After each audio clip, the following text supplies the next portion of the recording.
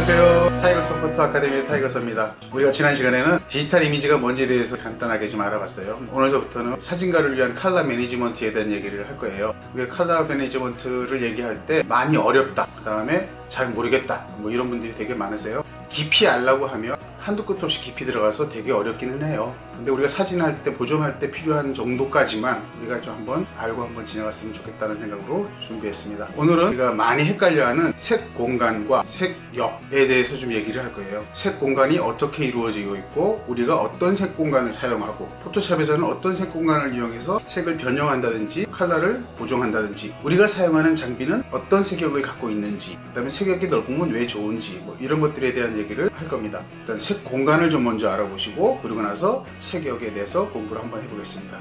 자, 가시죠. 자리로 돌아왔습니다. 사진가를 위한 컬러 매니지먼트 첫 번째 시간으로 색 공간에 대한 얘기를 좀 할 거고요. 컬러 스페이스, 그 다음에 색 영역에 대한 얘기를 할 때 우리가 많이 들어보던 컬러 개멋, 이 두 가지에 대해서 얘기를 할 거고요. 되게 더 많은데 좀 시간을 좀 줄이기 위해서 조금씩 잘라서 몇 번으로 나눠서 한번 다뤄보겠습니다. 다음 페이지로 가서, 자, 우리가 색 공간을 얘기할 때 색 공간과 색역을 되게들 많이 헷갈려 하시고 혼용해서 쓰기도 하시고 그래요. 그래서 어떤 사람은 뭐 색 공간과 색역을 따로 구분하는 사람도 있지만, 대부분의 많은 사람들이 색 공간은 색역하고 같다 뭐 이렇게 생각해서 색역을 이제 막 색 공간으로 얘기하고 색 공간을 색역으로 얘기하고 막 이렇게 얘기하시는 분들이 많아요. 근데 이제 그게 헷갈리긴 합니다. 헷갈리긴 하고요. 그래서 이제 색 공간에 대한 정의를 좀 한번 내려보면, 색 공간도 어떻게 생각하냐에 따라 달라지는데 크게 이제 두 가지 형태로 나눠져요. 첫 번째는 색을 만드는 재료가 뭐냐에 따라서 색 공간을 이제 나누는 분류가 있어요. 첫 번째는 우리가 잘 아는 빛, RGB에 의해서 만들어지는 거죠. 그게 빛의 삼원색을 이용해서 만드는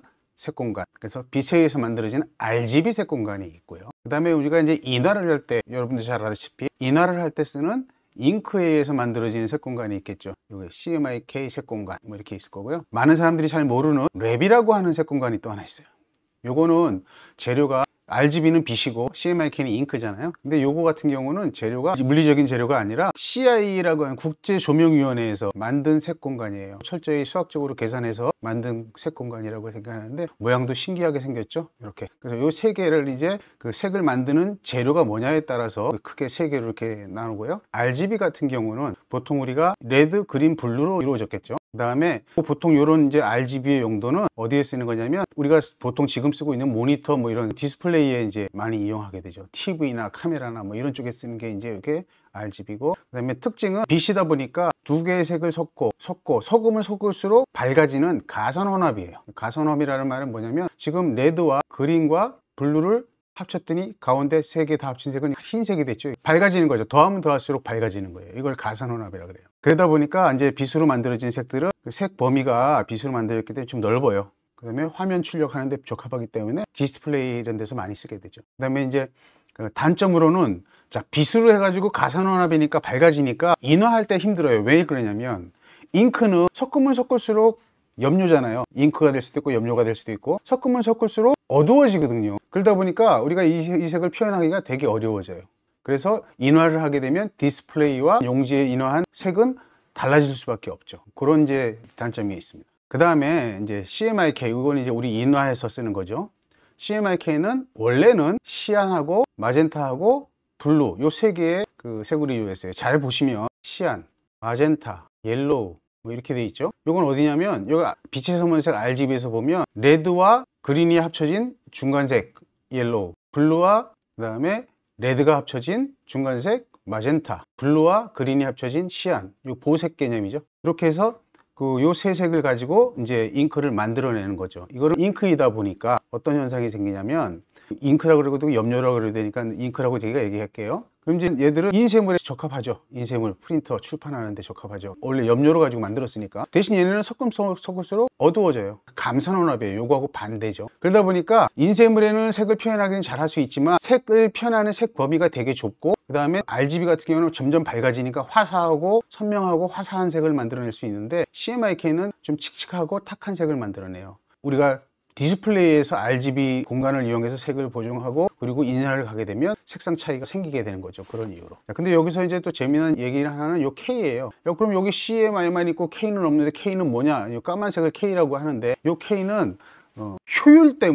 효율성 때문에 이제 만들어진 거예요. 우리가 만약에 흑백 사진을 이제 인화한다고 생각하면 그 검정색을 만들기 위해서 CMY 3개를 다 섞어야 그래야 검정색이 만들어지잖아요. 그리고 또 그 검정색도 이제 100% 퓨어 검정색도 아니고요. 그러다 보니까 인화하는 사람들은 업자들이죠. 돈을 버는 사람들이에요. 그러다 보니까 잉크가 너무 많이 들으니까 염료가 너무 많이 들어가니까 요거를 고안을 했죠. 검정색만 따로 만들어내 가지고 그걸로 검정색을 대체하자 해가지고 만든 게 K예요. 그래서 CMYK가 됐던 거죠. 그 다음에 생소하게 보이는 요 랩, 요거는 주로 어떤 형태로 이루어지냐면 여기 이렇게 수직축으로는 라이트니스를 말해요. 그래서 아래쪽으로 내려가면 어두운 거, 위로 올라가면 밝은 거. 그 다음에 여기에 그 초록에서부터 요 빨강 쪽인데, 요거 빨강이라고 표시했지만 자주색 쪽으로 갈 거예요 아마. 그래서 그걸 A축, 그 다음에 파란 쪽에서 노란 쪽으로 가는 B축, 이렇게 해서 3개의 3차원 축으로 이루어진 테이블인데, 국제조명위원회에서 서로 모여서 만들다 보니까 사람의 눈뿐만 아니라 주변 환경, 조명의 영향 뭐 이런 것들도 여기에 들어가지 않았나, 저는 그렇게 생각하고 있는데요. 이 랩 공간을 사용하게 되면 랩 공간의 용도는 뭐냐면 색상을 분석한다든지 색을 교정한다든지 색상을 변환한다든지 뭐 이런 데 써요.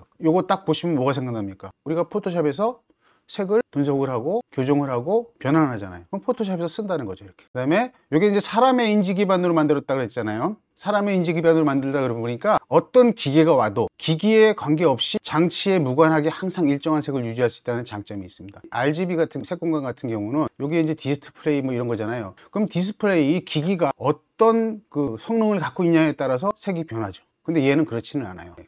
그 다음에 색을 가장 넓게 표현할 수 있는, 범위가 넓게 표현하고 정확하게 비교가 가능한 공간이다. 대신 직관적이지 않죠. 3차원적으로 이상하게 생겼잖아요. 직관적이지 않다 보니까 직접적으로 사용하지는 않아요. 직접적으로는 뭐 이런 걸 쓰겠죠. 인화할 때는 이 CMYK, 그 다음에 디스플레이나 우리가 눈으로 보는 거는 RGB 뭐 이렇게 쓰겠죠. 근데 대신 얘는 어디에 쓰냐면 이제 색을 변환하는 용도, 보정하는 용도 뭐 이런 데서 쓰게 됩니다. 그래서 우리가 이제 포토샵에서는 여기 RGB 색 공간하고 랩 공간하고 두 개를 적절히 믹싱한 조합으로 색을 만들게 되겠습니다. 색을 어떤 것이 만드냐, 재료에 따른 색 공간이고요. 다음 페이지 가면 이제 색 공간이 또 있는데, 여기 이번에는 어떤 색 공간이냐면 요거 색을 어떻게 표시하느냐, 색을 표시하는 시스템, 요거 표시하는 시스템을 어떻게 표시했냐면 지금 요 페이지에서 얘기하는 거는 RGB 색 공간에 이제 한정이 되는 거예요. RGB 색 공간에서 우리가 요렇게 동그랗게 이렇게 표현되는 곳, 요게 이제 사람이 볼 수 있는 색 공간이거든요. 사람이 볼 수 있는 색 공간인데, 거기에 이제 우리가 흔히 얘기하는 이제 그 많이 들어봤죠. sRGB, 뭐 P3, 그 다음에 어도브 RGB, 뭐 프로포토 RGB 뭐 이런 것들을 이제 많이 들어봤죠. 요것들이 개별적으로 다 하나의 색 공간이라는 거죠. sRGB도 색 공간이고 자기만의 갖고 있는 특수 영역, 그러니까 뭐 여기 보시면 사람이 볼 수 있는 전체 영역 중에서 자기만의 갖고 있는 특정한 영역을 이제 구분해서 색 공간이라고 얘기해요. 그래서 어도브 RGB는 어도브 RGB 색 공간, 프로포토 RGB는 프로포토 RGB 색 공간. 사람들이 이제 색 공간과 색역을 헷갈려 하는 게 바로 여기에 있어요. 어떤 사람들은 아까 좀 전에 이전 페이지에서 얘기했던 색의 재료를 가지고 만드는 공간, 그거를 색 공간이고, 그 다음에 여기에 있는 sRGB, 뭐 P3, 어도브 RGB 뭐 이런 것들은 색을 표시할 수 있는 영역에서 색역이 아니냐, 이렇게 이제 말씀하시는 부류가 한 부류가 계시고, 또 다른 부류에 이제 계신 분들은 이것도 각자 다 자기만의 색 공간이다. 요것들도 다 자기만의 색 공간이고, 그래서 요것들이 이제 색역으로 변환하려면 장치가 연결되는 순간 색역이 된다 뭐 이렇게 되는데, 그거는 이제 색역 얘기할 때 좀 다시 얘기할게요. 저도 이제 기본적으로는 색을 만들어내는 재료에 의해서 만들어진 색 공간하고, 그 다음에 그거를 표시할 수 있는 그 색의 영역뿐만이 아니라 색의 공간들, PCD의 공간, 어도브 RGB 공간, 이게 색 공간이라고 저는 생각을 하고요. 그래서 이제 요 CMYK는 요거하고는 색 공간이 RGB가 아니라 CMYK 색 공간이니까 다르지만 제가 표시한 이유는 이제 요 면적 때문에 그래요. 이제 그렇게 이해하시면 되고요. 여기 보시면 제일 먼저 CMYK를 보시면, CMYK는 이렇게 동그랗게 되어 있는 영역을 보시면 이렇게 되어 있죠. 이 영역이 사람의 눈으로 볼 수 있는 전체 영역 중에 잉크로 표시할 수 있는 영역이에요. 이 영역이 CMYK 영역이 되게 좁죠. 그러다 보니까 잉크는 사람의 눈하고는 엄청나게 괴리가 있죠. 인쇄를 하면 CMYK 영역 제일 작은 영역이에요. 자, 그 다음에 우리가 제일 잘 알고 있는 sRGB. sRGB는 주로 어디에 쓰이냐면 공간이 작죠. 작고 그 다음에 사람으로 볼 때는 그냥 어느 정도 자연스러운 정도. 요 sRGB가 요 삼각형이에요. 이렇게. 요게 이제 sRGB 공간이에요. 그럼 사람의 눈은 이만큼 볼 수 있는데 되게 좁죠. 근데 그냥 대충 볼 수 있는 그런 정도. 그래서 이거는 보통 이제 모니터나 웹에서 많이 사용하죠. 그 다음에 이제 조금 전에 말씀드린 CMYK는 잉크로 만들어진 색 공간이에요. 자, 그러면 sRGB로 만약에 출력을 한다, 내가. 그러면 sRGB가 CMYK 이런 공간들을 커버를 못하죠, 이렇게. 그러다 보니까 이제 그 색 출력할 때 색 변형이 많이 생겨요. sRGB 자체가 좁은 공간이기 때문에 그런 현상이 생기죠. 자, 그 다음에 이 P3인데 이 P3는 두 가지가 있어요. 디스플레이 P3라고 이제 들어봤을 거예요. 그 다음에 더 많이 들어본 건 DCI P3. 이렇게 이제 이 두 개가 다 P3 계열에 속해요. 거의 동일합니다, 두 개가. 원래는 숨어진 얘기가 있는데 디스플레이 P3라는 걸 어떤 조그만 회사에서 개발했어요, 색 공간을. 그런데 이 회사가 그 세상을 리드할 만한 큰 회사가 아니다 보니까 다른 사람들이 다 따라가야 이걸 쓸 수 있는 거잖아요. 그래서 사장됐는데 애플사가 이제 그거 유사하게 DCI P3라고 이제 개발해서 만든 광색역, 그러니까 sRGB보다는 영역이 훨씬 넓은 광색역 모드로 개발해낸 거예요. 그래서 그거는 요거 요렇게 점선으로 되어 있는 삼각형, 요게 이제 P3 디스플레이 P3라고 보시면 됩니다. 아니면 DCI P3 이런 영역으로 만들어냈어요. 그래서 요거는 용도는 뭐냐면 애플사에서 요거를 만들었는데 디지털 영화라든지 영상이라든지 이런 데 사용할 목적으로 만든 게 이게 P3 계열이에요. 그래서 애플의 모든 제품, 그 스마트폰, 태블릿, 그다음에 뭐 PC 뭐 이런 거 전부 다 색 공간이 이제 DCI P3를 이용하게 되죠. 그 다음에 그거하고 우리가 또 많이 들어본 건 이제 어도브 RGB죠. 이 어도브 RGB의 태생은 뭐냐면 우리가 아까 여기서 이렇게 CMYK 영역이 이렇게 있는데 sRGB로는 요걸 커버 못한다 그랬잖아요. 그래서 1998년도에 어도브사가 요 CMYK를 다 커버할 수 있는, 인쇄를 제대로 할 수 있는 색 공간을 만들자. 그래서 만든 게 어도브 RGB예요. 그러다 보니까 어도브 RGB는 요게 이제 어도브 RGB인데 이렇게 보시면 어도브 RGB는 요렇게 돼서 요 CMYK 영역을 다 커버하죠. 그래서 출력 전용으로 사진 출력이나 인쇄를 목적으로 만든 색 공간이다, 이렇게 이해하시면 됩니다. 그래서 옛날에는 그 인쇄하는 인쇄소 같은 데서 이 어도브 RGB 색 공간으로 되어 있는 그 프린트물을 주시오. 그래야 자기네가 색을 잘 맞춥니다. 뭐 이런 이제 얘기가 있어요. 지금은 이제 좀 예전하고 상황이 달라서 sRGB로 이렇게 인하라고 줘도 이제 렌더링이라 그러는데 여기 있는 색은 sRGB에서 표현을 못하죠. 여기 sRGB 영역은 여기니까. 근데 이런 것들을 이렇게 안으로 집어넣는 렌더링 기술이 있어서 유사한 색으로 만들어낼 수 있는 그런 기술들이 발달해서 지금은 이제 sRGB로도 인화를 많이 하는 편이죠. 어쨌든 이런 게 있다, 이렇게 생각하시면 되고요. 그 다음에 이제 프로포트 RGB 굉장히 넓은 색 공간인데 운이 좀 없었던 것 같아요. 이것도 마찬가지로 아까 디스플레이 P3 얘기하면서 얘기했잖아요. 이것도 마찬가지로 이거는 이제 어디서 만들었냐면 코닥에서 만들었어요. 사람의 눈처럼 굉장히 넓은 영역을 커버하는 공간 한번 만들어 보자 한 게 이거예요. 제일 가까이 있는 거. 사람의 영역하고 비슷하게 엄청 크죠. 그래서 이것도 어디에 쓰려고 그러냐면 영상 편집용으로 이제 만들었어요. 그런데 이제 문제가 생겼죠. 이 색 공간을 지원하는 장비들이 없는 거예요. 그러다 보니까 사장이 돼 버렸죠. 지금은 그래서 프로포트 RGB를 사용한다는 거는 거의 없습니다. 뭐 옛날에 뭐 영화를 하나를 찍었다는 얘기가 있는데 모든 사람이 그걸 이용하면 엄청나게 큰 돈을 들여야 되니까, 그래서 이것도 이제 좀 사장됐다고 보시면 될 것 같고요. 그 외에도 이제 다른 공간들이 있는데 뭐 풀 HD용으로 영상에서 렉 709 뭐 이런 것들이 있고, 그 다음에 뭐 4K 영상 쓸 때는 뭐 렉 2020 뭐 이런 것들도 있는데 요거는 이제 특수한 용도로 쓰는 거니까 사진에서 쓰는 게 아니고, 그래서 이런 것들이 각자 자기 나름대로 색 공간이다, 이렇게 이해하시면 되고요. 그 다음에 우리가 이제 그 색 공간의 범위를 얘기하자면 크기는 이런 식으로 이제 이렇게 가면서 범위가 넓어진다. 근데 여기 지금 P3하고 어도브 RGB는 거의 유사해요, 비슷해요. 요까지가 색 공간이라고 이제 저는 얘기하고 싶고요. 그러면 이제 우리가 색역으로 한번 가보죠. 색역이란 칼라 개멋이라고, 이제 개멋 이런 얘기 많이 들어봤죠. 그게 이제 이건데, 요거는 뭐냐면 특정한 색 공간 내에서 어떤 카메라나 모니터나 뭐 프린터 이런 장비가 표현할 수 있는 색의 범위, 예를 들어서 내가 모니터가 어도브 RGB를 지원하는 모니터예요. 그러면 얘의 색 공간은 어도브 RGB 내에서 이제 어도브 RGB를 지원하겠죠. 이렇게 그 어도브 RGB 내에서 어도브 RGB를 98% 지원하느냐 뭐 100% 지원하느냐 95% 지원하느냐 뭐 이렇게 하긴 하겠죠. 요게 이제 세격들이에요. 세격. 이제 우리가 모니터를 사게 되면 모니터에는 이제 뭐 DCI P3가 몇 프로요, 뭐 sRGB가 몇 프로요 이렇게 얘기하는데 요 퍼센테이지 요것들이 이제 색역이 되는 거예요. 그 색 공간에서 그 색 영역은 장비하고 연결될 때 일어나는 일인데 유저의 작업 분야, 쓰는 사람의 작업 분야와 용도에 따라서 선택을 하시면 돼요. 내가 그냥 인터넷 웹 서핑만 하고 아무것도 안 하는데 굳이 비싼 어도브 RGB 지원하는 모니터를 살 필요는 없죠. 그럴 때는 sRGB만 지원하는 모니터만 사도 충분하죠. 그래서 이거는 내가 사용 용도와 그다음에 분야 뭐 이런 거에 따라서 적절한 모니터를 선택하시면 된다. 이렇게 되면 되고요. 일반적으로 색역이 넓을수록 색을 많이 표현하죠. 당연히. 그러다 보니까 장비의 가격이 높아지는 그런 이제 관계가 있게 되겠습니다. 그래서 분야별로 어떤 색역을 사용하는지 이제 한번 주로 많이 사용하는지 나눠보면, 자, sRGB 같은 경우는 일반적으로 웹이나 그 다음에 디스플레이, 뭐 우리가 일반적인 것들이 쓴 거죠. 여기에 제일 많이 쓰게 됩니다. 그래서 이제 이거는 표준화되어 있는 거고, 그 다음에 웹에서 많이 쓰고 가장 색역이 좁죠. 그 다음에 이제 어도브 RGB 같은 경우는 아까도 말씀드렸지만 색역이 훨씬 넓어요. 광색역이라서 보통 한 40% 정도 넓다라고 sRGB보다 이렇게 얘기하는데 정확히 몇 %인지는 잘 모르겠습니다. 어도브 RGB라는 거는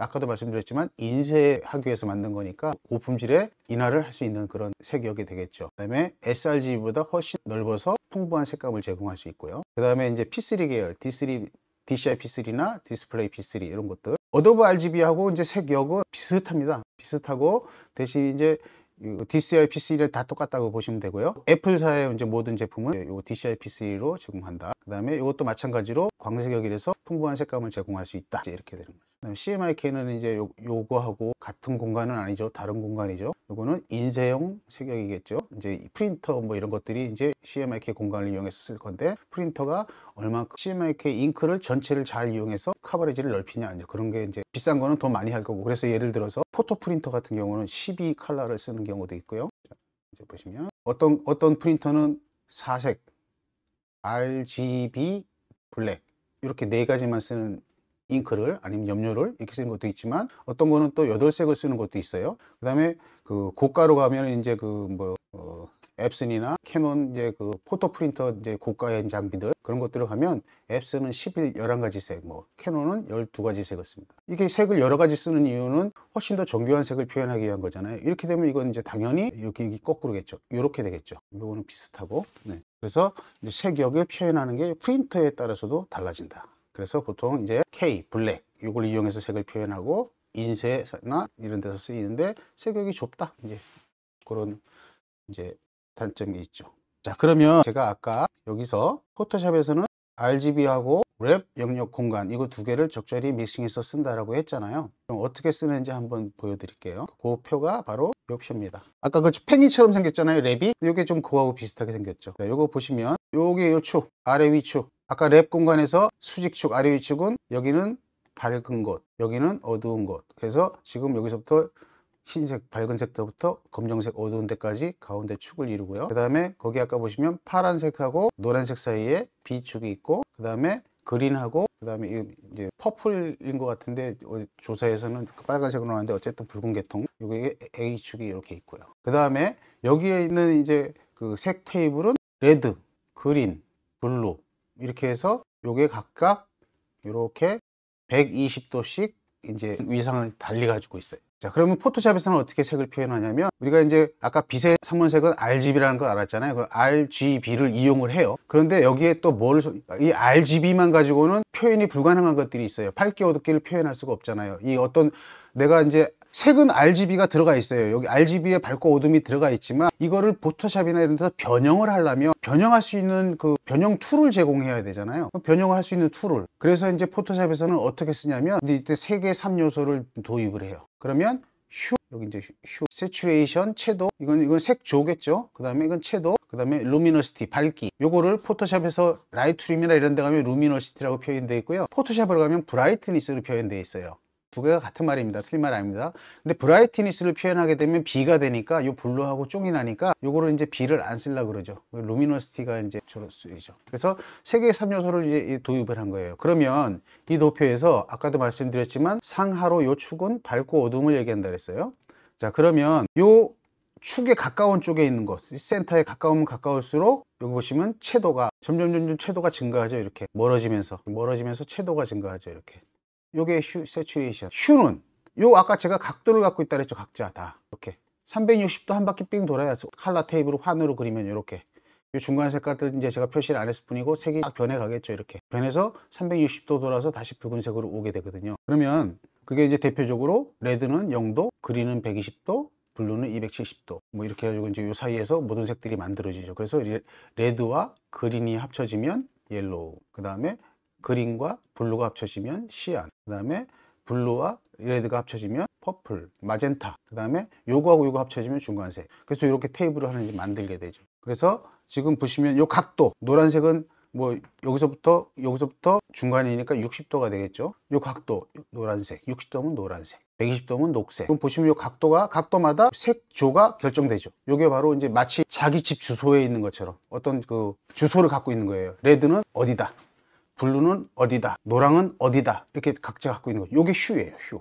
그래서 그 이 원통의 테이블에서 아까 팽이였잖아요. 팽이에서 0도면 레드, 120도면 그린, 뭐 이렇게 해가지고 각자 모든 색마다 요 각도로 표시를 해요. 이렇게 각도로. 360도. 그게 휴예요. 그 다음에 세츄레이션은 가운데 축이 밝기 어두움을 나타내는 요 가운데 축 센터. 여기는 아까 RGB가 합쳐지면 가산혼합이기 때문에 흰색이라고 그랬잖아요. 채도가 없는 거죠. 그럼 여기에 채도 없는 데서부터 쭉 멀어지면 뭐가 있어? 외곽으로. 이렇게 외곽으로 멀어지면 멀어질수록 채도가 증가하는 거죠. 이게 채도 변화를 보는 거죠. 그래서 그 원심의 거리, 원심서부터 얼마큼 떨어져 있느냐, 이거에 따라서 채도가 결정이 되는 거죠. 그 다음에 루미너시티 아니면 브라이트니스, 요거는 뭐냐면 요게 위쪽으로 있느냐 아래쪽으로 있느냐에 따라서 요 노란색도 밝은 노란색, 어두운 노란색, 뭐 이렇게 각 색깔로. 그래서 이거는 지금 현재 제가 여기 색을 쪼르르 동그랗게 환으로 그린 거는 요 센터 가운데 50, 요 딱 센터에다 놓고 그린 거기 때문에 같은 색깔로 이렇게 가지만, 이게 만약에 노란색이 이쪽으로 간 게 아니라 이렇게 대각선으로 위로 올라가면서 이렇게 됐다 그러면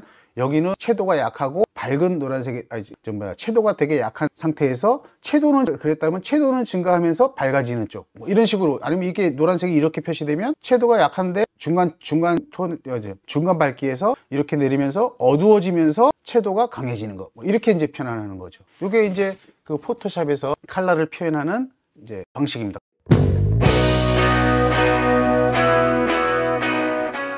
사진가를 위한 컬러 매니지먼트 첫 번째 시간으로 색 공간과 색 영역에 대해서 이제 한번 알아봤고요. 긴 시간 동안 시청해 주셔서 감사드리고요. 오늘 제 영상이 마음에 드셨다면 구독, 좋아요, 알림 설정 이렇게 좀 해주시고, 그 다음에 다음 영상에서는 또 다른 주제로 여러분을 만나도록 하겠습니다. 감사합니다.